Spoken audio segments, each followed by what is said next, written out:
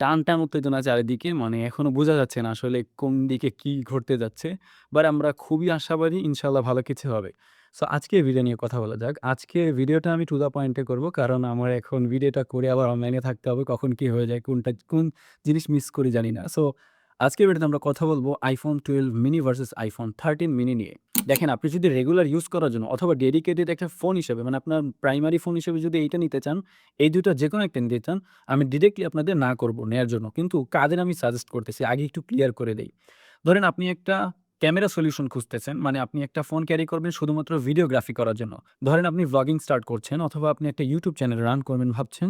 এখানে আপনার একটা ক্যামেরা সলিউশন লাগবে। সো এই ক্ষেত্রে আপনারা এই ২ টা ফোনের যেকোনো একটা চুজ করতে পারেন। তো আমি আপনাদের এখন বলব যে এই ২ টা ফোনের মধ্যে কোনটা আপনাকে কেমন মানে বেনিফিট দিবে আপনারা যদি ভিডিওগ্রাফির জন্য নিতে চান স্পেশালি।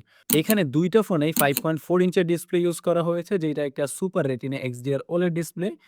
সো এখানে আপনারা ভালো লেভেলের একটা মানে ডিসপ্লে পাচ্ছেন obviously বাট এই ডিসপ্লে যেহেতু ছোট, এই কথাটা আমি আর বারবার বলব না।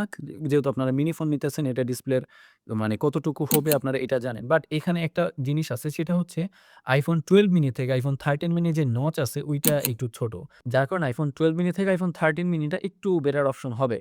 তারপর যদি ব্যাটারি নিয়ে কথা বলি, iPhone 13 mini অথবা 12 mini যেইটাই নেন আপনার এখানে ব্যাটারি ব্যাকআপ নিয়ে আপনি তেমন একটা স্যাটিসফাই থাকতে পারবেন না। তারপরেও iPhone 12 mini তে আছে 2227 mAh এর ব্যাটারি আর iPhone 13 mini তে আছে 2438 mAh এর ব্যাটারি। যেখানে আপনারা obviously এখানে মানে iPhone 13 mini তে একটু ভালো ব্যাকআপ পেয়ে যাবেন। এছাড়াও এখানে যেহেতু একটু লেটেস্ট জেনারেশনের চিপ ইউজ করা হয়েছে, যেইটা একটু মোর পাওয়ার এফিশিয়েন্ট মানে এটা আরো ভালোভাবে পাওয়ার ম্যানেজ করতে পারে। যেখানে আপনারা মানে আরেকটু ভালো ব্যাটারি ব্যাকআপ পাবেন। সো এইবার কথা বলা যাক এটার মেইন যে পয়েন্ট, আমি আপনাদের একটা গুরুত্বপূর্ণ জিনিস বলব, একটু মনোযোগ দিয়ে শুনেন, একটু পরেই বলছি। iPhone 13 mini এবং 12 mini তে সিমিলার টাইপের ক্যামেরা সেটআপ ইউজ করা হয়েছে। এখানে 12 মেগাপিক্সেলের ২ টা ক্যামেরা থাকছে পেছনে এবং সামনের দিকেও 12 মেগাপিক্সেলের ক্যামেরা থাকছে। এখানে আপনারা প্রত্যেকটা ক্যামেরা দিয়ে 4K তে ভিডিও রেকর্ড করতে পারবেন। আর iPhone 13 mini র যে ক্যামেরাটা আছে প্রাইমারি ক্যামেরা, এইটার সেন্সর সাইজ হালকা একটু বড়। যার কারণে 12 mini থেকে এটা আপনারা ভালো ব্যাটারি মানে ভালো আউটপুট পাবেন। এছাড়াও এখানে প্রসেসর যেহেতু আপগ্রেড আছে তার মানে এখানে আরেকটু ভালো প্রসেসিং পাওয়ার পাচ্ছেন। তবে একটা মেইন পার্থক্য আছে সেটা হচ্ছে iPhone 13 mini তে আপনারা সিনেমেটিক ভিডিও অপশন পাচ্ছেন। যেখানে আপনারা ব্যাকগ্রাউন্ড ব্লার করে ভিডিও করতে পারবেন যেটা আপনারা 12 এ পাচ্ছেন না। মানে 12 mini তে পাচ্ছেন না। সো এই ক্ষেত্রে একটা বড় গেম প্লে করতে পারে আপনার ভিডিওতে এই জিনিসটা। যদি আপনি ধরেন যে টকিং হেড ভিডিও বানাবেন ইনডোর অথবা আউটডোরে, সেই ক্ষেত্রে আপনারা ব্যাকগ্রাউন্ড ব্লার করে ভিডিও করতে পারছেন। এইটা আপনাকে অনেক বেশি বেনিফিট দেবে। আপনারা যদি মানে ভিডিওগ্রাফির যদি কথা বলেন, আপনি যদি এমন একটা ফোন খুঁজেন যেখানে আপনারা রেগুলারলি ভ্লগ করবেন এবং বিভিন্ন ধরনের ভিডিও করবেন, সেই ক্ষেত্রে iPhone 13 mini কিন্তু iPhone 12 mini থেকে অনেক বেটার হবে।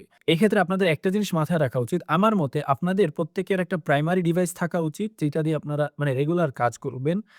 আর এই জিনিসটা মানে iPhone 12 mini অথবা 13 mini আপনারা জাস্ট ফর ক্যামেরা সেটআপের জন্য বা ক্যামেরা ব্যাকআপের জন্য নিতে পারেন।